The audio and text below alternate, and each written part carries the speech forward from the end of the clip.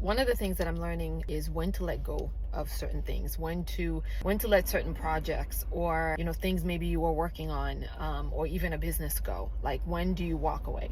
And one of the things that I'm learning is that when you are in the season for that thing, there's a certain grace that you're given to be able to do, endure, manage, steward, all, like, whatever that thing is, right?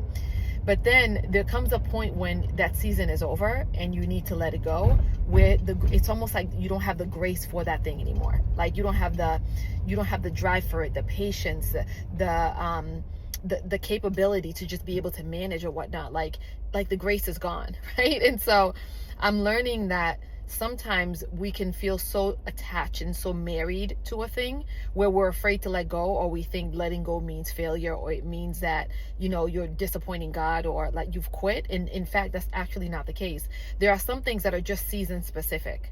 There are some things that God gave to you to do because he was testing your obedience. There are some things that literally were meant for that particular season and what needed to be done and accomplished in that season, but it's not meant to be something permanent. And there are some things that it's just God is saying it's time to pivot, it's time to move on to something else, right? And then there are some situations where you may just be going through a rough patch, or things may just not be moving well, but you're not meant to quit yet. And so we have to learn and know as believers what seasons we are in, and when God asks of us to do something, when it's time to let it go, like when he's given you the grace, when he's given the okay for you to let it go. And I find that that's something that people can struggle with. I struggle with that for a little bit because I'm not a quitter and I don't like to quit anything.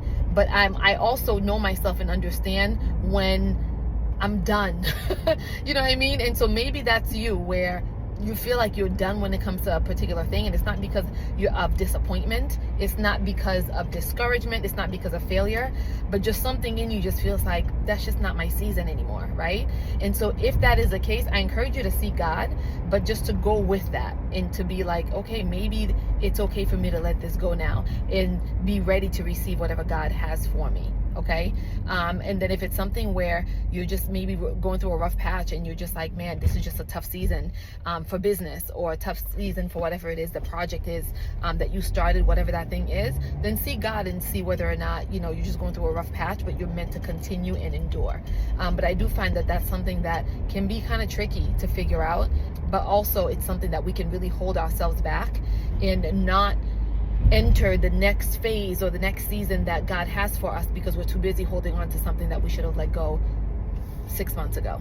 And this is also when I find that it's really important to really have a lifestyle of prayer and fasting, because if I'm really unsure and I'm like, Lord, I just really want to be able to hear, like, and discern, what you want me to do right now in this season or in this situation or pertaining to this particular thing, that's a time when I can go into prayer and fasting. I could, see how I'm being led by the Holy Spirit. Do I fast for a day? Do I fast for a weekend? Do I fast for a week? Right? Like, just to really be able to remove all the distractions, remove everything that would make it hard for me able to really hear or understand what God is trying to speak to me, and really seek God about that particular thing. And so if you're wrestling with something like that, I encourage you to, again, assess, evaluate, kind of, has the grace lifted for this particular thing, or taking it a step further and just kind of like seeking God, just prayer, fasting, and just asking God to give you clarity about that particular thing,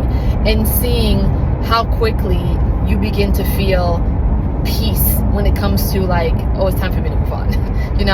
And I also want to encourage you that when that time, when you've determined that it's time to let something go and to move on, let it go and move on. Like, don't start thinking about, well, what if this or what if that, because we can hold ourselves back so much. Like, sometimes we're stuck and we're waiting for a breakthrough in a particular area, and we don't realize that we're the ones that's holding ourselves back, right? So we really have to be in tune with how the Holy Spirit is leading us and guiding us, and we have to be quick to obey. Like, we have to be quick to obey. Sometimes we get so comfortable with how something is, or how we're used to doing something, or what our expectations are about that particular thing, that we are just not ready to let it go because we've just gotten too comfortable, or that thing has become very predictable, and we like that. We appreciate that it's predictable. We appreciate the comfort. We appreciate the security in that thing. But because nobody really wants to enter the unknown.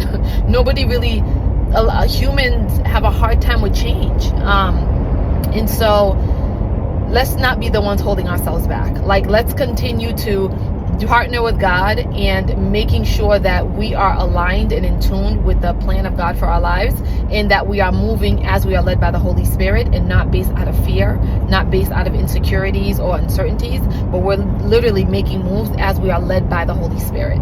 So I hope that was helpful to somebody.